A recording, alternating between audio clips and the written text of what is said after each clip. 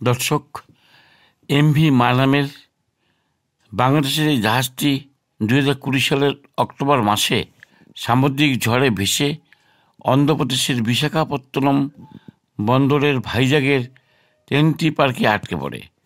কিন্তু গত 5 বছর পরেও এই জাহাজটির মালিকানা দাবি নিয়ে জাহাজটিকে কেউ উদ্ধার করতে আসেনি।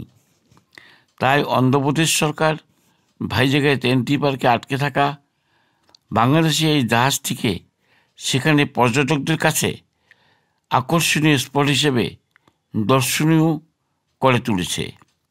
প্রতিদিন বহু দর্শনার্থী জাহাজটিকে দেখতে আসছেন, কারণ এর অসামান্য দৃশ্য যা পাহাড় এবং সমুদ্রকে একসাথে দর্শনার্থীদের কাছে মনোরম করে তুলেছে।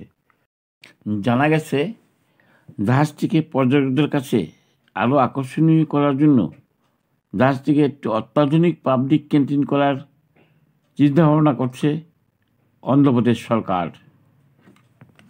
ভারতবর্ষে টেনেটি পার্কে আটকে থাকা বাংলাদেশি এক জাহাজ এখন পর্যটকদের আকর্ষণের এক কেন্দ্রবিন্দু হয়ে উঠেছে। অন্ধ্রপ্রদেশের বিখ্যাত শহর বিশাখাপত্তনম বা ভাইজ্যাকের খবর নিয়ে আজ আমরা হাজির। এখানে গত কয়েক বছর ধরেই আলোচনার কেন্দ্র হয়েছে একটি বাংলাদেশি জাহাজ। টেনেটি পার্ক পর্যটকদের পছন্দের একটি জায়গা, কারণ এর অসামান্য পাহাড় ও সমুদ্রের মেলবন্ধন একসাথে উপভোগ করার সুযোগ করে দেয় এই টেনেটি পার্ক। 2020 সালের অক্টোবরের 3000 টন ওজনের বাংলাদেশি কার্গো জাহাজ এমভি মা বিশাখাপত্তনম বন্দরে ফ্লাই অ্যাশ কার্গো লোড করার জন্য এসেছিল, কিন্তু কিছু কাগজপত্রের জটিলতার জাহাজটি বন্দরে ঢুকতে পারেনি।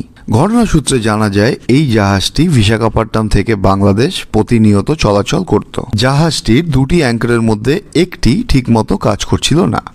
সমুদ্রে থাকা অবস্থায় ঘূর্ণিঝড়ের প্রভাবে জাহাজটি তার একমাত্র নগর হারিয়ে ফেলে। তারপর প্রায় 65 কিলোমিটার ঘন্টায় হাওয়ার দরুন এটি ভাসতে ভাসতে টেনেটি পার্কে এসে আটকে যায়। এই ঘটনায় বিশেষজ্ঞরা মনে করছেন ইঞ্জিনের সমস্যা হয়েছিল, কারণ চলমান অবস্থায় থাকলে জাহাজের ক্যাপ্টেন নিশ্চিতভাবে জাহাজটিকে নিরাপদ দূরে সরিয়ে নেওয়ার চেষ্টা করতেন। অন্যদিকে বিশাখাপত্তনম বন্দর কর্তৃপক্ষ জানিয়েছেন যে খারাপ আবহাওয়ার পূর্বাভাস দেওয়া হয়েছিল আগে থেকেই। অন্যান্য জাহাজকে গভীর সাগরে না যাওয়ার এবং বন্দরে ঢোকার নির্দেশ দেওয়া হয়েছিল অগ্রিমভাবেই। জাহাজটির উদ্ধার কাজে আরও ব্যাঘাত ঘটে টেনেটি পার্কের থাকা অসংখ্য পাথরের জন্য। ঘটনাস্থলে কোস্টগার্ড এবং বিশাখাপত্তনম পোর্ট ট্রাস্টের একটি সমন্বিত উদ্ধার অভিযান চালানো হয়। প্রাথমিক তল্লাশিতে জাহাজের জ্বালানি ট্যাঙ্কের কোনো ক্ষতি হয়নি বলে জানা যায়। জাহাজের মালিক জাহাজটিকে উদ্ধার করার চেষ্টা করে ব্যর্থ হন।